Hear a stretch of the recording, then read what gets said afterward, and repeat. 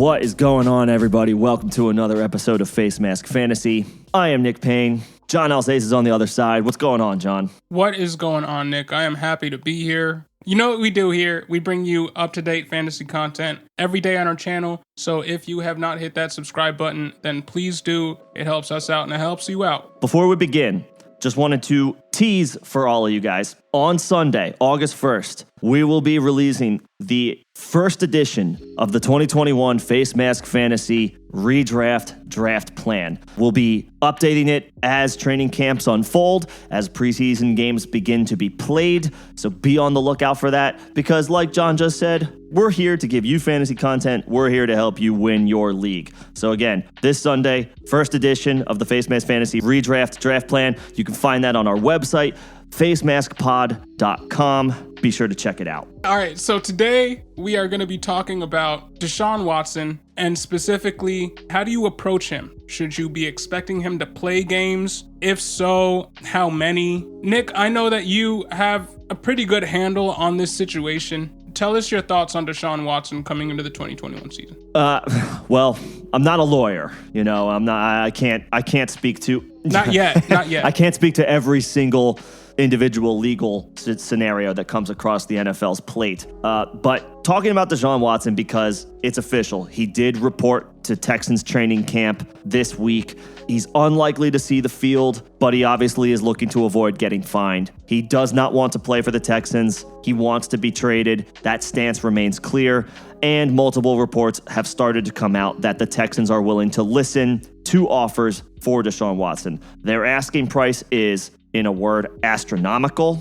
By all accounts, they're looking for some combination of 5 draft picks. High draft picks. Not even just any draft picks. They want high draft picks. 5 high capital draft picks and 2 league-ready players, and you would have to assume one of them is a quarterback. So all I have to say is good luck with that, Houston. I don't think you're going to get what you're looking for, but you're going to have to trade him eventually, because I do think Deshaun Watson is done in Houston. The one hurdle will be, is he willing to absorb fines if he has to stay with the Texans? Just to interject, I do think he is ready to not play for the Texans, because even before his legal situation popped off to the point where it is today, where we have 22 instances of alleged sexual assault, and that investigation is still ongoing and active from a legal perspective and the NFL perspective. But before any of that even happened, Deshaun Watson did not want to play for this team anymore. Yeah, this stemmed before anything as far as off the field came up. So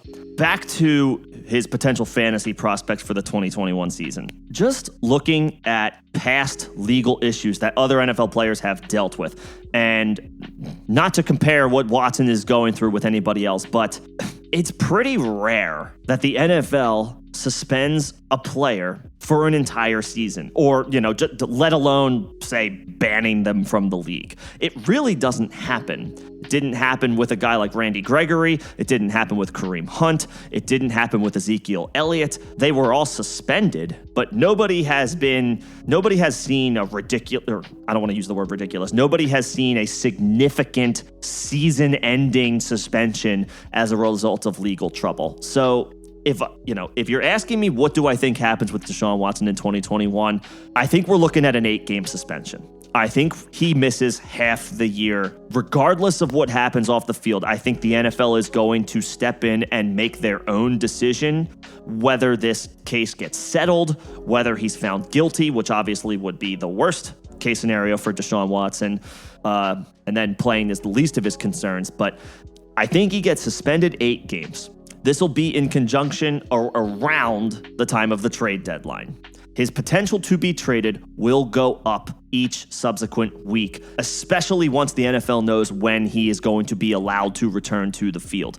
If it is midseason, which I think it will be, we're going to be looking at one of 2 scenarios. There will be a team that desperately needs a quarterback, and Deshaun Watson on any given week is a top 5 quarterback in the NFL. There's only a literal handful of teams that is probably not going to be interested in Deshaun Watson's services. Anybody who doesn't have a top 5 quarterback is going to be interested in trading for him, and And on top of that, if and when a starting quarterback gets injured between now and the trade deadline, whoever that team is will be interested in acquiring Watson's services, especially if they're in contention for the playoffs or more. So I think Watson gets suspended 8 games. He misses half the season. His trade prospects will go up each week. Will he get traded by the trade deadline?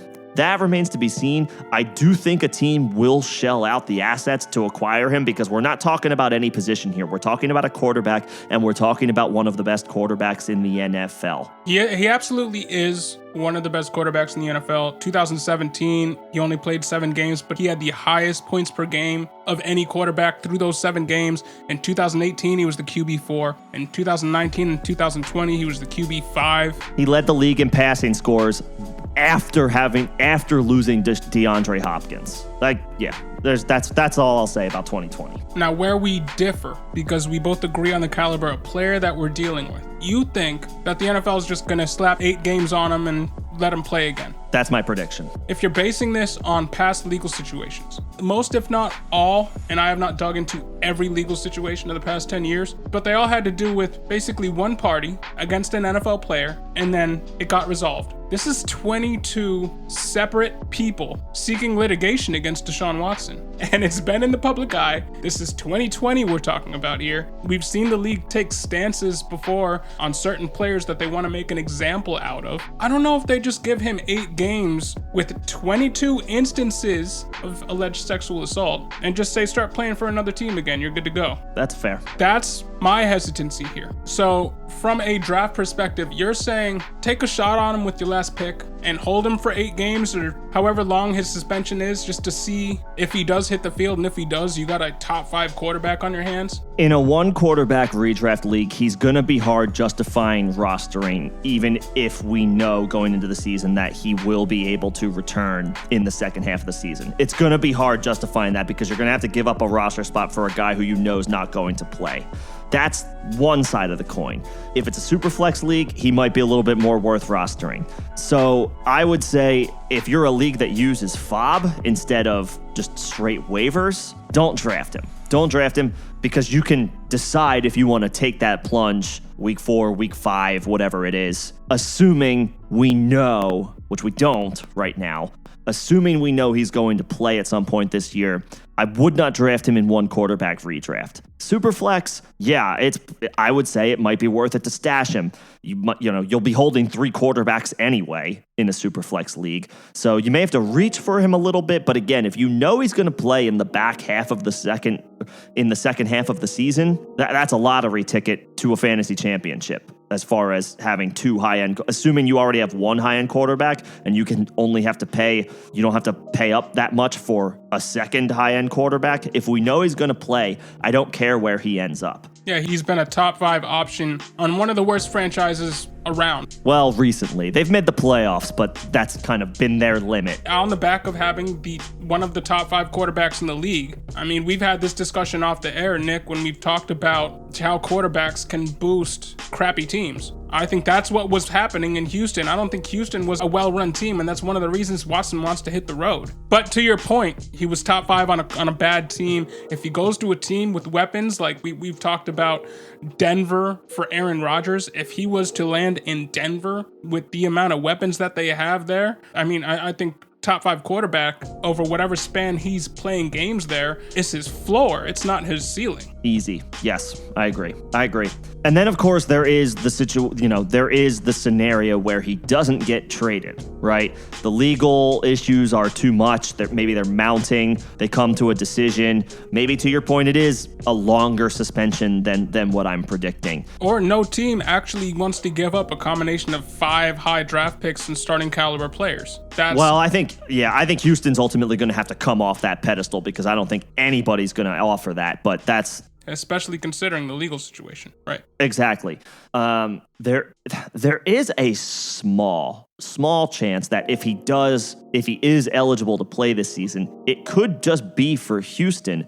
And then it comes down to, again, is he willing to eat fines, or will he suck it up and play for Houston until the legal issues blow over and maybe his trade value goes up in 2022? So there's the possibility that he does suit up for Houston if at the end of the day he just wants to play football, which we've seen before. Does it look, do those prospects look promising? Absolutely not. But you can't discount it given his situation with his off the field issues. He's such a conundrum of a player with his legal situation, with his stance with the team, with his asking price. To me, he's all the way off my draft board until further notice. He just is. The only place in which I would be comfortable taking a look at him is a dynasty league where you're not dealing with just one season. You're not dealing with just the 2021 season. If you are in a dynasty league, he's a buy. If you can pry him away from the owner, you're getting a top 5 quarterback for for top 15 quarterback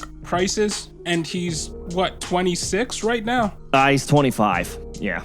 He's been in the league 4 seasons, and he's never finished below quarterback 5 for any full season that he's ever played. And despite his legal situation, post 2021, he's gonna have a job in this league. Yeah, there's no doubt about that. That's the only situation that I'm looking at Deshaun Watson. Any other situation, season long, doesn't matter if it really doesn't matter if it's super flex to me. I am still under the impression that he's not going to see the field this year. He's a lottery ticket in best ball. I would throw that in as well. Because if you can get him at the end of drafts, there's no risk built in there. But I agree with the dynasty situation.